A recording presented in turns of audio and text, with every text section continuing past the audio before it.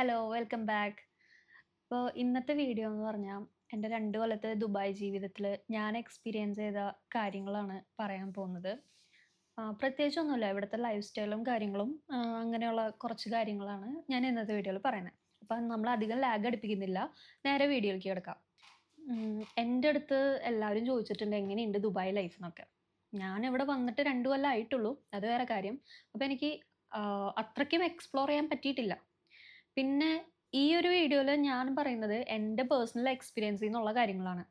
അപ്പോൾ ഈ വീഡിയോ കാണുന്ന ആളുകൾ ഇപ്പം എന്നെക്കാളും നല്ല പൊസിഷനിൽ ഇരിക്കുന്ന ആളുകൾ ഈ വീഡിയോ കാണുന്നുണ്ടെങ്കിൽ അവരുടെ എക്സ്പീരിയൻസ് വെച്ച് ഒരിക്കലും എന്നെ കമ്പയർ ചെയ്യരുത്. കാരണം ഡിപ്പെൻസ് ആണ്. എനിക്കുണ്ടായ എക്സ്പീരിയൻസ് ആണ് ഞാൻ പറയുന്നത്. ഞാൻ ഇതുവരെ ഒരു വീഡിയോയിലും എന്നെ പേഴ്സണലി ഇൻട്രൊഡ്യൂസ് ചെയ്തിട്ടില്ല. സോ മൈസെൽഫ് നിമിഷ. വേറെ പേഴ്സണൽ ഡീറ്റെയിൽസ് ഒന്നും ഞാനിതിൽ പറയുന്നില്ല. കാരണം ഞാൻ ഈവിൾ ഐസിൽ വിശ്വസിക്കുന്ന ഒരാളാണ്. സോ എന്തെങ്കിലും ഒരു കാര്യം പറഞ്ഞു കഴിഞ്ഞാൽ എനിക്ക് പേടിയാണ്. അപ്പോൾ ഈ വീഡിയോ പല ആൾക്കാരും കാണുന്നുണ്ടാവും. അപ്പോൾ വാച്ച് ചെയ്യുന്ന കുറേ ആൾക്കാരുണ്ടാവും. അപ്പോൾ അവരുദ്ദേശിച്ചിട്ടാണ് ഞാനിത് പറഞ്ഞത്. ഓക്കെ. സോ ഞാൻ ദുബായിൽ വന്നത് 2023 അപ്പോൾ ഓൾമോസ്റ്റ് അല്ല 2 ഇയേഴ്സ് കഴിഞ്ഞ് ദുബായിൽ വന്നിട്ട്. എനിക്കൊരിക്കലും ദുബായിൽ വരാൻ താല്പര്യം ഉണ്ടായിരുന്ന ഒരാളല്ല. എൻ്റെ ദുബായിലോട്ടുള്ള പറിച്ചുനടൽ തികച്ചും അൺപ്ലാൻഡ് ആയിരുന്നു. ഞാൻ വേറൊരു സ്ഥലത്തേക്ക് മൈഗ്രേറ്റ് ചെയ്യാൻ നോക്കിക്കൊണ്ടിരുന്ന ഒരാളാണ്. പക്ഷേ ചില സിറ്റുവേഷൻസ് കാരണം എനിക്ക് ദുബായിലോട്ട് വരേണ്ടി വന്നു. ആൻഡ് നോർമലി എല്ലാവരും ചെയ്യുന്ന പോലെ തന്നെ വിസിറ്റ് വിസ എടുത്തിട്ടാണ് ഞാൻ ഇങ്ങോട്ട് വന്നത്. ദുബായിലെ ജോലി സാധ്യതകളെ കുറിച്ച് പറയാനാണെങ്കിൽ നോർമലി എല്ലാവരും വിസിറ്റിംഗ് വിസയിൽ വന്നിട്ട് ഇവിടെ ജോലി നോക്കുകയാണ് ചെയ്യുന്നത്. അപ്പോൾ പണ്ടെന്നൊക്കെ പറഞ്ഞു കഴിഞ്ഞാൽ വിസിറ്റിംഗ് വിസ കിട്ടാനായിട്ട് അത്ര ബുദ്ധിമുട്ടൊന്നും ഉണ്ടായിരുന്നില്ല. പക്ഷേ ഇപ്പോൾ വിസിറ്റിംഗ് വിസയിൽ വരുന്നവർ ശ്രദ്ധിക്കുക, പല കാര്യങ്ങളും ചെയ്യാനുണ്ട്. നമ്മുടെ അക്കൗണ്ടിൽ ക്യാഷ് കാണിക്കണം. അതുപോലെ തന്നെ റെലവൻറ്റ് ഡോക്യുമെൻറ്റ്സ് ലൈക്ക് നമ്മുടെ റിട്ടേൺ ടിക്കറ്റ് പ്ലസ് നമ്മുടെ സ്റ്റേ അങ്ങനെയുള്ള കാര്യങ്ങളൊക്കെ ഇനി മുതൽ ദുബായിലോട്ട് വരുന്നവർ കാണിക്കണം. ഇവിടുത്തെ ജോലി സാധ്യതകളെ കുറിച്ച് പറയാനാണെങ്കിൽ ഇവിടെ എന്തായാലും ജോലി കിട്ടും എന്നാണ് എനിക്ക് പറയാനുള്ളത്. ദുബായിൽ വന്നിട്ട് അത്രയും കഷ്ടപ്പെട്ടിട്ട് ജോലി കിട്ടാത്ത ഒരാളെ ഞാൻ ഇതുവരെയായിട്ടും കണ്ടിട്ടില്ല. എല്ലാവരും ജോലി മേടിക്കും. അത് 1 2 തവണ വിസിറ്റിംഗ് വിസ പുതുക്കിയിട്ട് ജോലി മേടിക്കും എന്തായാലും. പറഞ്ഞു കഴിഞ്ഞാൽ ഇനീഷ്യൽ സ്റ്റേജ് എന്ന് പറഞ്ഞു കഴിഞ്ഞാൽ കുറച്ച് സ്ട്രഗ്ലിംഗ് ആണ് ഇവിടെ. അതിപ്പോൾ ആരായാലും അങ്ങനെ തന്നെയാണ്. നമ്മൾ ഒരിക്കലും പഠിച്ച ഫീൽഡിലുള്ള ജോലിയല്ല നമുക്ക് ദുബായിൽ കിട്ടാം. അത് വളരെ റയറായിട്ട് ഉള്ള ആളുകളുള്ളൂ സ്വന്തം ഫീൽഡിൽ തന്നെ ജോലി ചെയ്യുന്നവർ. ജോലി സാധ്യതകളെ കുറിച്ച് പറയാനാണെങ്കിൽ ദുബായിൽ ജോലി കിട്ടാൻ ബുദ്ധിമുട്ടാണെന്ന് കുറേ ആളുകൾ പറയുന്നുണ്ട്. പക്ഷേ എൻ്റെ ഒരു എക്സ്പീരിയൻസ് വെച്ച് പറയുകയാണെങ്കിൽ നമ്മളൊന്ന് കുറച്ച് സ്ട്രഗിൾ ചെയ്ത് കഴിഞ്ഞാൽ നമുക്ക് ഫൈനലി നമുക്കൊരു ജോബ് കിട്ടും എന്തായാലും. നമുക്ക് തിരിച്ചു പോകേണ്ട ഒരു അവസ്ഥ വരില്ല എന്നാണ് എനിക്ക് മനസ്സിലായ ഒരു കാര്യം. അപ്പോൾ ഞാൻ വിസിറ്റിംഗ് വിസയിലാണ് ഇവിടെ ജോലിക്ക് വന്നത്. അങ്ങനെ ഞാൻ ജോലി അന്വേഷിച്ച് ഒരുപാട് തവണ ഇൻ്റർവ്യൂസിനൊക്കെ പോയി. കുറേ ഇൻ്റർവ്യൂസൊക്കെ എന്തുകൊണ്ടാണ് സെലക്ട് ആവാത്തതെന്ന് എനിക്കറിയില്ല. പ്രത്യേകിച്ച് റീസണൊന്നും ഉണ്ടായില്ല. ഇൻ്റർവ്യൂ എല്ലാം എളുപ്പമായിരുന്നു. പക്ഷെ നമ്മൾ ഈ ഫൈനൽ റിസൾട്ട് നോക്കിയിരിക്കും. പക്ഷെ റിജക്ഷനാണ് കിട്ടിയിട്ടുള്ളത്. ആൻഡ് എൻ്റെ ഒരു പ്രാവശ്യത്തെ വിസിറ്റിംഗ് വിസ കഴിഞ്ഞ് രണ്ടാം വട്ടം പുതുക്കി വിസ തീരാറായപ്പോഴാണ് എനിക്കൊരു ജോലി കിട്ടിയത്. സോ ഞാൻ കുറച്ച് സ്ട്രഗിൾ ചെയ്തിട്ടുണ്ട്. അതാണ് ഞാൻ പറഞ്ഞത്. എൻ്റെ എക്സ്പീരിയൻസിൽ നിന്ന് എനിക്ക് പറയാനാണെങ്കിൽ എന്തായാലും ദുബായിൽ ജോലി അന്വേഷിച്ച് 100% ഹാർഡ് വർക്ക് ചെയ്തിട്ടുള്ള ഒരാളാണെങ്കിൽ എന്തായാലും ജോലി കിട്ടിയിരിക്കും. അങ്ങനെയാണെങ്കിൽ എനിക്ക് മനസ്സിലായ കാര്യം. കുറച്ച് സ്ട്രഗിൾ ചെയ്യേണ്ടി വരും. അപ്പം ജോലി നോക്കാൻ നമ്മുടെ നാട്ടിലെ പോലെ തന്നെ ജോബ് സൈറ്റ്സ് ഉണ്ട്. അതായത് നമ്മുടെ നൗക്രി ഗൾഫ്, പിന്നെ ഇൻഡീഡ്, ലിങ്ക്ഡിൻ ആണ് സ്റ്റാൻഡേർഡ്. ലിങ്ക്ഡിനിലാണ് എല്ലാവരും അപ്ലൈ ചെയ്യുന്നത്. പിന്നെ കോൾസ് വരുന്നത് കുറേ പേര് പറയുന്നുണ്ട് കോൾസ് ഒന്നും കിട്ടാറില്ല എന്ന്. അത് എൻ്റെ ഒരു ഇതിൽ നിന്ന് പറയുകയാണെങ്കിൽ നമ്മൾ കറക്റ്റ് ടൈമിൽ അപ്ലൈ ചെയ്യുക. നമ്മൾ എപ്പോഴും അലേർട്ടായിട്ടിരിക്കുക. എപ്പോഴും ലിങ്ക്ഡിൻ നോക്കിക്കൊണ്ടിരിക്കുക. അതിലെ നോട്ടിഫിക്കേഷൻസ് എല്ലാം ഓണാക്കിയിടുക, അലേർട്ട് ചെയ്യുക. അപ്പോൾ നമുക്ക് എന്തായാലും കറക്റ്റ് ടൈമിൽ അപ്ലൈ ചെയ്യാൻ പറ്റും. കോൾസ് എന്തായാലും എങ്ങനെയായാലും കോൾസ് വന്നിരിക്കും. പിന്നെ ഇവിടുത്തെ ക്ലൈമറ്റിൻ്റെ കാര്യം പറയാനാണെങ്കിൽ അതാണ് എനിക്ക് ഒട്ടും ഇഷ്ടമല്ലാത്തൊരു കാര്യം. പൊതുവേ എനിക്ക് ചൂട് എപ്പോൾ നോക്കിയാലും ചൂടെടുക്കുന്ന ഒരാളാണ് ഞാൻ. ഈവൻ പുറത്ത് നല്ല മഴ പെയ്താൽ പോലും ഞാൻ നല്ല ഫുൾ സ്പീഡിൽ ഫാൻ ഇട്ടിട്ട് കിടന്നുറങ്ങണ ഒരാളാണ്. ആ ഒരു കാറ്റഗറിയിൽ വരുന്ന ഒരാളാണ്. അതുകൊണ്ട് തന്നെ ഇവിടെ വന്നിട്ട് എനിക്ക് ചൂടൊന്നും സഹിക്കാൻ പറ്റിയില്ല.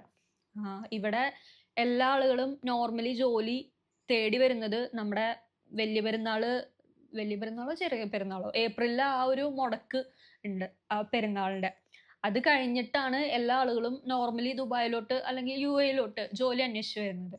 അപ്പൊ ആ ഒരു ടൈം എന്ന് പറഞ്ഞാൽ നമ്മുടെ ചൂട് ഇങ്ങനെ കൂടിക്കൂടി വരുന്ന സമയമാണ്.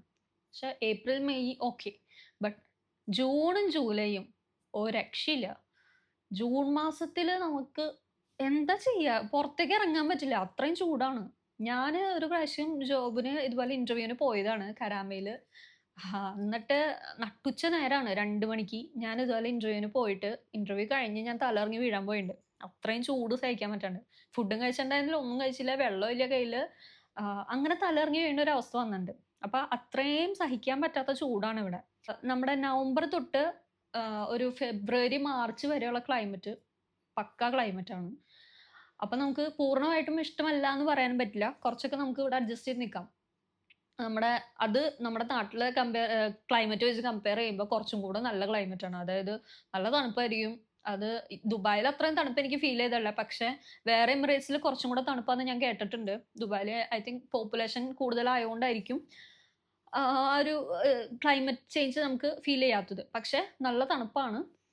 രാത്രിയൊക്കെ നല്ല തണുപ്പായിരിക്കും, നല്ല ക്ലൈമറ്റ് ആയിരിക്കും. പിന്നെ ഇവിടുത്തെ ലൈഫിനെ കുറിച്ച് പറയുകയാണെങ്കിൽ നൈറ്റ് ലൈഫാണ് കൂടുതൽ. ഡേ ടൈമിൽ എനിക്ക് അങ്ങനെ അധികം നമുക്ക് നാട്ടിലെ പോലെ വേറെ സ്ഥലത്തെ പോലെ നമുക്ക് കൂടുതൽ സ്ഥലങ്ങളൊന്നും ഇവിടെ കാണാനില്ല. കുറച്ചിങ്ങനെ ഫേമസ് ആയിട്ടുള്ള കുറച്ച് മൗണ്ടൻ ഉണ്ടാവും. അവിടെ ചുമ്മാ പോവുക, മൗണ്ടൻ ടോപ്പിൽ പോവുക, അവിടെ ഗ്രില്ലടിക്കുക, ക്യാമ്പ് ചെയ്യുക, അങ്ങനത്തെ സെറ്റപ്പ് മാത്രമേ ഉള്ളൂ കൂടുതൽ. അങ്ങനെ അല്ലാണ്ട് ഔട്ട്ഡോർ ആയിട്ട് നമുക്ക് പീസ്ഫുൾ ആയിട്ട് വേറെ ഇങ്ങനെ ഒരു ഗ്രീനറി പ്രതീക്ഷിച്ച് പോകാൻ പറ്റിയ അധികം സ്ഥലങ്ങൾ ഞാൻ കണ്ടിട്ടില്ല. ഒരു സ്ഥലം ഞാൻ പോയിട്ടുള്ളത് അൽഖുദ്ര, മറ്റേ ലവ് ലേക്ക് ഉണ്ട്. അതാണ് കുറച്ചും കൂടെ ഞാൻ ഒരു പച്ചപ്പൊക്കെ കണ്ട ഒരു സ്ഥലം. ഞാൻ ഞാനൊരു നേച്ചർ ലവറാണ്. എനിക്ക് എൻ്റെ വീട്ടിലെന്ന് പറഞ്ഞാൽ 2 സൈഡും മൊത്തം പറമ്പാണ്. ഒരു സൈഡ് പറമ്പായിരുന്നു, ഇപ്പൊ അവിടെ വീടൊക്കെ വെച്ച്. അപ്പോൾ ഫുള്ള് പച്ചപ്പായിരുന്നു. അതുപോലെ എൻ്റെ മമ്മി എന്ന് പറഞ്ഞാൽ ഫുൾ ചെടി പരിപാടികളായിട്ട് നടക്കുന്നത്. അപ്പം ഞാൻ വളർന്നു വന്നത് അങ്ങനെയാണ്. എനിക്ക് ഈ ചെടികള്, മൃഗങ്ങള്, അങ്ങനെ എല്ലാം ആ ഒരു കാട്, മല, അങ്ങനത്തെ ഒരു അറ്റ്മോസ്ഫിയർ ഭയങ്കര ഇഷ്ടമുള്ള ഒരാളാണ്. അവിടെ നിന്ന് ഞാൻ ഇങ്ങോട്ടേക്ക് വന്നപ്പോൾ ഇവിടെ എന്ന് പറഞ്ഞാൽ ടോട്ടലി ഡ്രൈ ആണ്. അപ്പൊ എനിക്ക് ഭയങ്കര അഡ്ജസ്റ്റ് ചെയ്യാൻ ഭയങ്കര ബുദ്ധിമുട്ടായിരുന്നു പല കാര്യങ്ങളും. അപ്പൊ അങ്ങനെയുള്ള സ്ഥലങ്ങൾ ഇവിടെ കുറവാണ്. ഉള്ളതും മിക്കതും ഡ്രൈ ആയിട്ടുള്ള സ്ഥലങ്ങളാണ് ഇവിടെ. പിന്നെ ഉള്ളത് നമുക്ക് എക്സ്പെൻസീവ് ആയിട്ടുള്ള കാര്യങ്ങളാണ്. പൈസ ഉണ്ടെങ്കിൽ നമുക്ക് അടിച്ചു പൊളിക്കാൻ ഇഷ്ടം പല കാര്യങ്ങളുണ്ട് ഇവിടെ. ലക്ഷറി ലൈഫ് സ്റ്റൈലാണ്. അപ്പോൾ കുറേ മാളില്, ഇപ്പൊ ദുബായ് മാളിലാണെങ്കിൽ തന്നെ എന്തോറ കാര്യങ്ങളാണെന്ന് പറയാം ഇവിടെ ചെയ്യാനുള്ളത്. കുറേ കാര്യങ്ങളുണ്ട്, പൈസ കൊടുത്ത് നമുക്ക് കാണാൻ പറ്റുന്ന കുറേ കാര്യങ്ങളുണ്ട്. അപ്പോൾ അത് നല്ല പൈസ വേണം, അതൊരു കാര്യം. പിന്നെ കുറേ കാര്യങ്ങൾ ആർട്ടിഫിഷ്യൽ ആയിട്ടാണ് ഉണ്ടാക്കി വെച്ചിരിക്കുന്നത്. ലൈക്ക് നാച്ചുറൽ ആയിട്ടൊന്നും എനിക്ക് അങ്ങനെ തോന്നിയില്ല. കുറേ മാൻമെയ്ഡ് സാധനങ്ങളാണ് ഒരുവിധം എല്ലാ സാധനങ്ങളും. അപ്പൊ അത് കാണാനാണ് ഈ ആൾക്കാരുടെ തിരക്കും. പിന്നെ നമ്മുടെ ബുർജ് ഖലീഫ കാണാൻ അവിടെ എപ്പോ നോക്കിയാലും തിരക്ക് തന്നെയാണ്. അപ്പൊ അങ്ങനെയുള്ള കാര്യങ്ങൾ. അപ്പോ കാണാനായിട്ട് എനിക്ക് എക്സ്പ്ലോർ ചെയ്യാൻ ഞാൻ പറഞ്ഞില്ലേ, അത് എനിക്ക് അത്രയും ഓപ്ഷൻസ് ഞാൻ കണ്ടില്ല ദുബായിൽ സത്യം പറഞ്ഞാൽ. ചിലപ്പോൾ ഉണ്ടായിരിക്കാം, എനിക്ക് അറിയാണ്ടായിരിക്കും. ഉണ്ടെങ്കിൽ നിങ്ങൾ കമന്റ് ചെയ്യുക. പിന്നെ ഇനിയും എനിക്ക് എക്സ്പ്ലോർ ചെയ്യണം കുറേ സ്ഥലങ്ങൾ. ഇവിടെ നിൽക്കുന്നിടത്തോളം കാലം എവിടെയെങ്കിലുമൊക്കെ പോകണം, പുതിയ പുതിയ സ്ഥലങ്ങൾ കാണണം എന്നാണ് എൻ്റെ ആഗ്രഹം. ഇവിടുത്തെ കോസ്റ്റ് ഓഫ് ലിവിങ്ങിനെ കുറിച്ച് പറയുകയാണെങ്കിൽ നമുക്ക് ഇവിടെ നോർമലി നമ്മളെ പോലെയുള്ള സാധാരണ മനുഷ്യർ നിൽക്കുന്നത് ഒന്നെങ്കിൽ ബെഡ് സ്പേസ്, അതായത് ആദ്യമായിട്ട് വരുന്ന ഒരാള് ബെഡ് സ്പേസ്, ആരും ഇല്ലാണ്ട് വരുന്ന ആൾക്കാരുടെ കാര്യമായിട്ട് പറയുന്നത്. ബെഡ് സ്പേസ് അല്ലെങ്കിൽ പാർട്ടീഷൻ റൂംസ്, ഇങ്ങനെയൊക്കെയാണ് നിൽക്കുക. ലൈക്ക് ഷെയർഡ് ആണ് മൊത്തം. ബെഡ് സ്പേസ് എന്ന് പറഞ്ഞാൽ നമ്മുടെ hostel setup, like bunker beds ഉണ്ടാവും. കോമൺ ആയിട്ട് കിച്ചൺ ഉണ്ടാവും തോന്നും, ഞാൻ ബെഡ് സ്പേസ് നിന്നല്ല. കിച്ചൺ, വാഷ്റൂം, അതുപോലെ തന്നെ പാർട്ടീഷൻ റൂം ആവുമ്പോൾ നമുക്ക് സെപ്പറേറ്റ് ഒരു റൂം കിട്ടും. പക്ഷെ കിച്ചണും വാഷ്റൂമും കോമൺ ആയിരിക്കും. അപ്പോൾ ഇത് രണ്ടുമാണ് ഷെയറിംഗ് ആയിട്ടുള്ളത്. പിന്നെ കുറച്ചും കൂടെ പൈസ ഉള്ള ആൾക്കാർ സ്റ്റുഡിയോ റൂംസ് ഒക്കെ എടുക്കും. സ്റ്റുഡിയോ റൂംസ് എന്ന് പറഞ്ഞാൽ എല്ലാം ഒറ്റ ഇതിൽ തന്നെ ഒരു ഹാള് പോലെ, അതിൽ തന്നെ കിച്ചൺ, ബാത്റൂം എല്ലാം വരുന്ന സെറ്റപ്പ്. അപ്പം അങ്ങനെ നിൽക്കും. അപ്പോൾ ഞാൻ ആദ്യം ഇത്രയും നാൾ പാർട്ടീഷനിലാണ് നിന്നത്. ഇപ്പം ഈ അടുത്താണ് സ്റ്റുഡിയോയിലോട്ട് മൂവ് ചെയ്തത് ഹസ്ബൻഡിൻ്റെ കൂടെ. ഞങ്ങളെ കല്യാണം കഴിഞ്ഞിട്ട് ഒരു 4 മാസം ആവാറായി. മാർച്ചിലായിരുന്നു കല്യാണം. അപ്പോൾ ബെഡ് സ്പേസിലൊക്കെ നോർമലി ഇവിടെ ഒരു 500 ടു 800 900 തരക്കേടില്ലാത്ത ബെഡ് സ്പേസ് നമുക്ക് കിട്ടും. അതുപോലെ പാർട്ടിഷൻ റേറ്റ് ആണെങ്കിൽ നല്ലൊരു പാർട്ടിഷൻ റേറ്റ് മിനിമം നമുക്ക് 1200 ദർഹെങ്കിലും കൊടുക്കണം. 1200. അപ്പോൾ അത് വെച്ചിട്ട് നമുക്ക് അങ്ങനെ നിൽക്കാം. ഇവിടെ ഇപ്പോൾ അക്കോമഡേഷന് നമുക്ക് നല്ല പൈസ വരുന്നുണ്ട്. അത് പിന്നെ ഫുഡ് നമ്മൾ പുറത്തുനിന്ന് കഴിക്കുകയാണെങ്കിൽ പൈസ പോണ വഴി അറിയുന്നില്ല. ദുബായ് എന്ന് പറയുന്നത് ഒരു മിനി കേരളമാണ്. നമ്മുടെ കേരളം കഴിഞ്ഞ് കഴിഞ്ഞാൽ ഫുൾ മലയാളീസ് ഇവിടെയാണ്. മുക്കിലും മൂലയിലൊക്കെ കടകളാണ്. നമ്മുടെ നാട്ടിലത്തേനേക്കാളും അടിപൊളിയായിട്ടുള്ള സെറ്റപ്പാണ് ഇവിടെ മൊത്തം. അതായത് ഫുൾ വെറൈറ്റി സാധനങ്ങളാണ് ഇവിടെ ഉള്ളതൊക്കെ. അപ്പോൾ 1 ദർഹം തൊട്ട് ഉണ്ട്. അപ്പോൾ ഓരോ പ്രാവശ്യം ഓരോ സ്നാക്സ് കഴിക്കുക, അല്ലെങ്കിൽ നല്ല ഫുഡ് കഴിക്കുക, നല്ല മന്തി കഴിക്കുക, നല്ല ബിരിയാണി കഴിക്കുക, നല്ല തമിഴ്നാട് ബിരിയാണി, അങ്ങനെ ഓരോ സാധനങ്ങൾ കഴിക്കുക, KFC കഴിക്കുക. അങ്ങനെ പൈസ പൊട്ടാൻ ഇഷ്ടം പോലെ വഴിയുണ്ട് ഇവിടെ. അങ്ങോട്ടേക്കൊന്നും നമ്മൾ നോക്കാണ്ടിരിക്കുക. കാരണം ഞാൻ എൻ്റെ എക്സ്പീരിയൻസിൽ നിന്നാണ് എനിക്ക് ഏറ്റവും കൂടുതൽ പൈസ ചിലവായിട്ടുള്ളത് ഫുഡിനാണ്. ഞാനും ഹസ്ബൻഡും നല്ല ഫുഡിയാണ്. അപ്പോൾ ഞങ്ങൾ എവിടെ പോയാലും ഫുഡ് കഴിക്കുക എന്നുള്ള ഒരു ഇതാണ്. അപ്പോൾ ഫുഡിന് നല്ലൊരു എമൗണ്ട് ഇവിടെ പൊട്ടും. പിന്നെ എല്ലാം എക്സ്പെൻസീവ് ആണ് ഇവിടെ. വേറെ എമിറേറ്റ്സിലൊക്കെ പിന്നെയും കുറവാണ് ഞാൻ കേട്ടത്. ദുബായിൽ എല്ലാം എക്സ്പെൻസീവ് ആണ്. എന്തെടുത്താലും നല്ല പൈസയാണ്. പിന്നെ ലോക്കൽ സാധനങ്ങൾ ഉണ്ടാവും, 1 ദർഹം 2 ദർഹം. പക്ഷെ അതൊക്കെ അത്രയും ക്വാളിറ്റി ഉണ്ടാവുള്ളൂ. അപ്പൊ നമ്മൾ എടുത്താലും അത് ലാസ്റ്റ് ചെയ്യില്ല. അപ്പൊ നമ്മൾ പിന്നെയും വാങ്ങേണ്ടി വരും കാശ് കൊടുത്ത്. അപ്പൊ അതിലും ഭേദം നമ്മൾ എന്താ ആലോചിക്കുക, നല്ലൊരു സാധനം വാങ്ങാം. പക്ഷെ എൻ്റെ ഒരു എക്സ്പീരിയൻസ് ഞാൻ പറയുകയാണെങ്കിൽ നമുക്ക് അത്യാവശ്യം ക്യാഷ് സേവ് ചെയ്യാൻ പറ്റും. നമ്മൾ പുറത്തുനിന്ന് അധികം ഫുഡൊന്നും കഴിക്കാണ്ട് വീട്ടിൽ തന്നെ പ്രിപ്പയർ ചെയ്യുക ഫുഡ്. അതുപോലെ ലൈക്ക് ബഡ്ജറ്റ് ഫ്രണ്ട്ലി ആയിട്ടുള്ള കാര്യങ്ങൾ ചെയ്യുക. അധികം പൈസ കൊടുത്തുള്ള പരിപാടികൾ ചെയ്യാണ്ടിരുന്നത് നമ്മുടെ കയ്യിൽ പൈസ ഉണ്ടാവും. അപ്പോൾ പൈസ സേവ് ചെയ്യാൻ പറ്റും. എന്തുകൊണ്ടാന്ന് വെച്ചാൽ നമുക്ക് ടാക്സും കാര്യങ്ങളൊന്നും അടയ്ക്കേണ്ടി വരുന്നില്ല. പുറത്തെ കൺട്രീസിലൊക്കെ ടാക്സ് പോകുന്നുണ്ടെന്നാണ് പറയുന്നത്. അപ്പോൾ നമുക്ക് അങ്ങനത്തെ ഒരു ബുദ്ധിമുട്ടൊന്നുമില്ല. നമ്മൾ ഏൺ ചെയ്യുന്നത് അങ്ങനെ നമ്മുടെ കയ്യിലേക്ക് കിട്ടും. അങ്ങനെ അപ്പോൾ അതൊക്കെയാണ് ഇവിടുത്തെ കാര്യങ്ങൾ. അപ്പം ഞാൻ ദുബായിലോട്ട് മൂവ് ചെയ്തത് ഞാൻ പറഞ്ഞല്ലോ സിറ്റുവേഷൻസ് കൊണ്ടാണ്. പിന്നെ ഇപ്പം ഹസ്ബൻഡ് വർക്ക് ചെയ്യുന്നത് ദുബായിൽ തന്നെയാണ്. അപ്പം തൽക്കാലം ഞങ്ങൾ ഇവിടെ തന്നെയായിരിക്കും നിൽക്കാൻ പോകുന്നത്. പക്ഷെ എൻ്റെ ഫ്യൂച്ചർ പ്ലാനിൽ ഒരു മൈഗ്രേഷൻ ഉണ്ട്. അത് നടക്കുമെന്ന് അറിയില്ല. നമുക്ക് പ്രതീക്ഷിക്കാം. പിന്നെ ഇവിടുത്തെ പോലീസ്, ലൈക്ക് ഇവിടുത്തെ ഗവൺമെൻറ്, ഇവിടുത്തെ സിസ്റ്റം തന്നെ മൊത്തത്തിൽ അടിപൊളിയാണ്. നമ്മൾ എവിടെ പോയാലും ഭയങ്കര സേഫാണ്.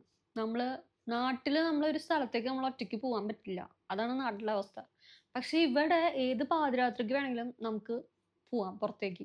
ദുബായ് പോലീസ് എന്ന് പറഞ്ഞാൽ, അതായത് ഇവിടുത്തെ പോലീസ് എന്ന് പറഞ്ഞാൽ എല്ലാവരും പേടിക്കും. പക്ഷെ അവിടെ നല്ല പെരുമാറ്റമാണ്. എങ്കിലും നമുക്ക് കേൾക്കുമ്പോൾ പേടിയാണ്. അത്രയും സ്ട്രിക്റ്റ് ആണ് ഇവിടെ എല്ലാ ആൾക്കാരും. അതുപോലെ ഇവിടെ എല്ലാവരും, എനിക്ക് ഏറ്റവും കൂടുതൽ ഞാൻ വണ്ടർ അടിച്ചത് ഇവിടെ എല്ലാവരും കാർ ഓടിക്കുന്നുണ്ട് കേട്ടോ.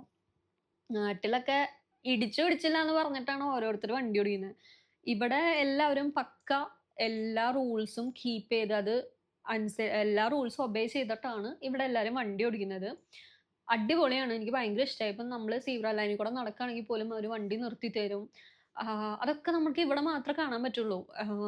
ദുബായിൽ നാട്ടിൽ ഇങ്ങനെ കാണേയില്ല. ലൈക്ക് നാട്ടിലെല്ലാവരും തോന്നിയ പോലെ അങ്ങനെ എങ്ങനെയും ചെയ്യുന്നത്. അപ്പം അതൊക്കെ നോക്കുമ്പോൾ നമുക്ക് ദുബായ് എത്ര നല്ലതാണെന്ന് തോന്നിയിട്ടുണ്ട് പല കാര്യങ്ങളിലും.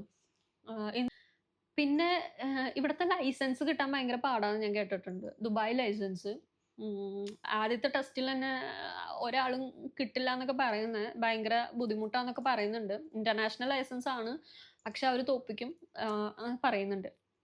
അത് ഉള്ളതാണോ എന്ന് എനിക്കറിയില്ല. ഇപ്പം ലൈസൻസ് എടുക്കാന്നുള്ളത് ഇവിടുത്തെ വലിയൊരു കാര്യമാണ്. ഇവിടെ ദുബായ് ലൈസൻസ് ഉണ്ടാവുക എന്ന് പറയുന്നത്. നമുക്ക് പല ജോലിക്ക് നമ്മൾ അപ്ലൈ ചെയ്യുമ്പോഴും ലൈസൻസ് ഉള്ള ആളുകൾക്ക് അവർ കൂടുതൽ വാല്യൂ കൊടുക്കും. നമുക്ക് വേറെ ഒന്നും ഇല്ലെങ്കിലും ദുബായ് ലൈസൻസ് ഉണ്ടോ, ജോലി കിട്ടാം. അതൊരു ചാൻസ് ആണ്. പിന്നെ ദുബായ് ലൈഫ് ഇഷ്ടപ്പെട്ടോ എന്ന് ചോദിച്ചു കഴിഞ്ഞാൽ കുറച്ചൊക്കെ ഇഷ്ടമാണ്. കുറേ കാര്യങ്ങൾ ഇപ്പോഴും എനിക്ക് കുറച്ച് വിയോജിപ്പുകളുണ്ട്. കാരണം എനിക്ക് ഇവിടുത്തെ ക്ലൈമറ്റ് ചില സമയം ദേഷ്യം വരും. ഇപ്പം നമ്മുടെ ചുറ്റുമുള്ള ക്ലൈമറ്റ് അറ്റ്മോസ്ഫിയർ നല്ലതാണെങ്കിൽ നമുക്ക് നല്ല മൂഡായിരിക്കും. നമ്മൾ കുറച്ചും കൂടെ മോട്ടിവേറ്റഡ് ആയിരിക്കും. അപ്പോൾ ഇപ്പം സമ്മറാണ്. സമ്മർ ആയതുകൊണ്ട് തന്നെ വലിയ സുഖമില്ല. കാരണം നാട്ടിൽ നല്ല മഴയാണ്. അതൊക്കെ കേൾക്കുമ്പോൾ നമുക്ക് നല്ല വിഷമം വരും. പിന്നെ ഓണം ഇതൊക്കെ വരുമ്പോൾ നല്ലോണം മിസ് ചെയ്യാറുണ്ട്. പിന്നെ നമുക്കിവിടെ അധികം ലീവും കാര്യങ്ങളൊന്നും കിട്ടില്ല. ആകെ പെരുന്നാളിൻ്റെ ഒരു 2-3 ദിവസത്തെ ലീവ്, ജൂണിൽ ഇതുപോലെ ഒരു പെരുന്നാളിൻ്റെ 2-3 ദിവസത്തെ ലീവ്, ഡിസംബറിൽ ഒരു 2-3 ദിവസത്തെ ലീവ്. അങ്ങനെ മൊത്തം കുറച്ച് ലീവ് നമുക്ക് കിട്ടുള്ളൂ ആകെ.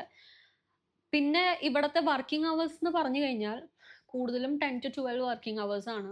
ആരും 8 to 8, 9 വർക്കിംഗ് 7, 8, 9 വർക്കിംഗ് അവേഴ്സ് ഒന്നും ഞാൻ കണ്ടിട്ടില്ല. നോർമലി 10 to 12 വർക്കിംഗ് അവേഴ്സ് ആണ് ഇവിടെ എല്ലാവരും. എനിക്കാണെങ്കിലും അങ്ങനെ തന്നെ. എനിക്ക് സാറ്റർഡേ ഒക്കെ വർക്ക് ഉണ്ട്. നമുക്ക് ആകെ വീക്ക്ലി ഓഫ് വരുന്നത് സൺഡേ മാത്രമാണ്. സാറ്റർഡേ ഹാഫ് ഡേ വർക്കിംഗ് ആണ് ടിൽ 2 PM. അങ്ങനെ ഒരുവിധം എല്ലാ ആളുകളും സാറ്റർഡേ വർക്കിംഗ് ആണ്. അപ്പം നമുക്കിവിടെ ഒരു വർക്ക് ലൈഫ് ബാലൻസ് ഉണ്ടോ എന്ന് ചോദിച്ചു കഴിഞ്ഞാൽ കുറവാണെന്ന് ഞാൻ പറയുള്ളൂ. അല്ലെങ്കിൽ പിന്നെ നമ്മൾ അത്രയും നല്ല കമ്പനിയിലൊക്കെ കയറി കഴിഞ്ഞാൽ സാറ്റർഡേ സൺഡേ മുടക്കമുള്ളിടത്ത് കയറി കഴിഞ്ഞാൽ പിന്നെ നമുക്ക് അഡ്ജസ്റ്റ് ചെയ്യാം. എങ്കിലും ഇവിടുത്തെ വർക്കിംഗ് അവേഴ്സ് ഭയങ്കര കൂടുതലാണ്. അത് മാത്രമല്ല ഇവിടുത്തെ ട്രാഫിക്. ഇവിടെ എല്ലാ ആളുകളും ഇപ്പം നോർമലി ഫാമിലീസ് ഒക്കെ നിൽക്കുന്നത് ഷാർജയിലൊക്കെ ആയിരിക്കും കൂടുതൽ മലയാളീസ് നിൽക്കുന്നത്. വർക്ക് ചെയ്യുന്നത് ദുബായിലായിരിക്കും. അപ്പം രാവിലെ തന്നെ അവർ ഷാർജയിൽ നിന്ന് ദുബായിലോട്ട് വരണമെങ്കിൽ അവർ ഏർലി മോർണിംഗ് എണീറ്റ് വരേണ്ടി വരും. അപ്പം ട്രാവൽ ചെയ്യുമ്പോൾ അതുപോലെ തന്നെ നല്ല ബ്ലോക്ക് ഉണ്ടാവും. ബ്ലോക്കിൽ വിട്ട് നമ്മുടെ കുറേ സമയം അങ്ങനെ പോവും. അപ്പോൾ അതൊക്കെ വെച്ച് നോക്കുമ്പോൾ അങ്ങനെ വെച്ച് നോക്കുമ്പോൾ ഞാൻ പറയുകയാണെങ്കിൽ ഒരു വർക്ക് ലൈഫ് ബാലൻസ് ഇല്ല. നമ്മുടെ ഫുൾ ടൈം ഇങ്ങനെ നമ്മൾ സ്പെൻഡ് ചെയ്തുകൊണ്ടിരിക്കുക. നമുക്ക് നേരം ഏത് വഴിക്കാ പോണേന്ന് അറിയില്ല. ഇവിടെ ആരും വെറുതെ ഇരിക്കുന്നത് ഞാൻ കണ്ടിട്ടില്ല. എല്ലാവരും എപ്പോഴും ഒരു ബിസി മോഡായിരിക്കും. അപ്പോൾ ഇതൊക്കെയാണ് എൻ്റെ ദുബായ് എക്സ്പീരിയൻസ്. ഭാവിയിൽ കുറച്ചും കൂടെ സെറ്റ് ആവാൻ പറ്റട്ടെ എന്ന് ഞാൻ പ്രാർത്ഥിക്കുന്നു. അപ്പോൾ നെക്സ്റ്റ് വീഡിയോയിൽ കാണാം. അപ്പോൾ ടേക്ക് കെയർ. ബൈ.